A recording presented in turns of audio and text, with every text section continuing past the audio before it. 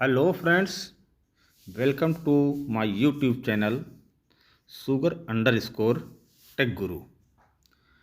So today I will take one topic.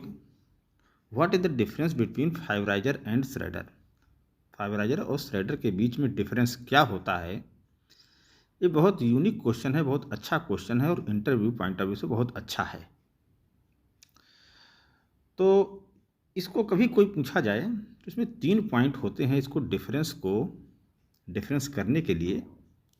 तो तीनों point जो है हम आपको एक एक करके सब बताएंगे। सबसे पहले 3 पॉइंट क्या होते हैं?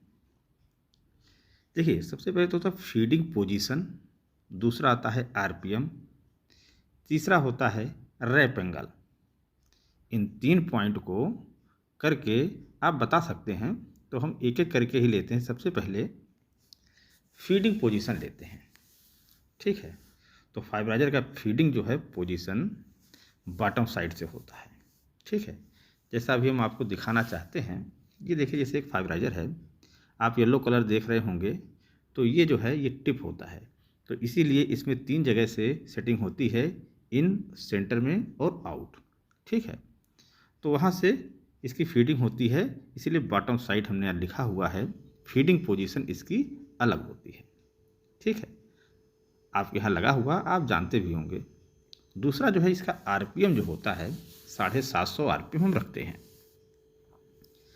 तो ये चीज़ें हैं। तीसरा जो हम दिखाते हैं आपको, रैप एंगल जो होता है 120 डिग्री से 169 डिग्री होता है। बहुत से लोग 160 डिग्री भी लिखते हैं, वो भी सही, लेकिन 169 मैक्सिमम होता है। अब आता है पीआई जो होता है बिफोर फाइव राइजर, जब केन कटिंग नाइफ से होते हुए आता है प्रिपेयर्ड केन, तो 60 से 88 होता है। और आफ्टर फाइव राइजर होता है 85 टू 88 पीआई प्रिपरेटरी इंडेक्स। अब फाइव राइजर में यदि पावर की बात करेंगे तो 40 से 50 किलोवाट पर टीएफएच टन फाइबर पर आवर, और स्विंग डाया 2000 से 2200 एमएम होता है, ठीक है। अब जो है, यदि हम फाइव राइजर को देखते हैं तो ये कोई पूछता है क्या इसको हम बाईपास कर सकते हैं? तो फाइव आंसर होगा नहीं, इसको बाईपास नहीं किया जा सकता। छोटे छोटे पॉइंट हैं, आप सुनिएगा ध्यान से। अब सेकंड में आ जाते हैं श्रेडर। इसकी फीडिंग जो होती है टॉप से होती है, इसको पॉजिटिव फीडिंग कहते हैं। इसीलिए टॉप से जब फीडिंग होती है तो इसके केवल 2 ही सेटिंग होती हैं, इनपुट और आउटपुट, ठीक है। इसीलिए इसका आता है आरपीएम जो करते हैं, इसे 750 लिखा हुआ है, कहीं कहीं 900 तक जाते हैं आरपीएम तक हम, तो लेकिन 750 लिखा है। 750 लेके 900 आरपीएम तक श्रेडर चलाते हैं कहीं कहीं, लेकिन मोस्ट प्रॉब्ली 750 तक ही रखते हैं। तीसरा देखिएगा, इसका रैप एंगल जो आती है, ठीक है। रैप एंगल इसका आता है 90, क्योंकि इसकी फीडिंग जो होती है टॉप साइड से होती है, इन और आउट। इसीलिए इसकी सेटिंग 2 जगह से होती है, इनपुट और आउटपुट, ओके।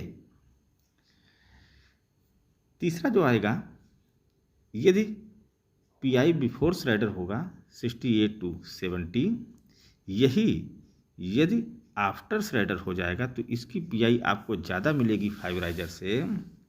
इसका 90 प्लस तक जाता है, ठीक है। 90 प्लस 91 92 तक होता है।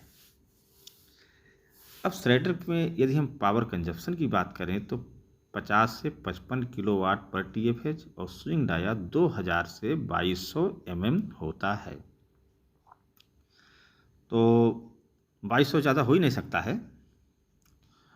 और श्रेडर का यदि इसको कहा गया क्या इसको हम बाईपास कर सकते हैं, कोई क्वेश्चन पूछा, तो आंसर आएगा यस, बाईपास कर सकते हैं। इसको बाईपास करके भी चलाया जा सकता है, ओके। तो थैंक यू, आज के लिए बस इतना ही। Thank you watching for my channel. और कोई भी आपका क्वेश्चन हो तो आप कमेंट बॉक्स में लिखिए, उसको सॉल्व करने की कोशिश करेंगे। वीडियो हमारा अच्छा लगा हो प्लीज़ लाइक शेयर सब्सक्राइब करें। चैनल तो आप लोग जानते हैं, sugar_tech guru। Thank you.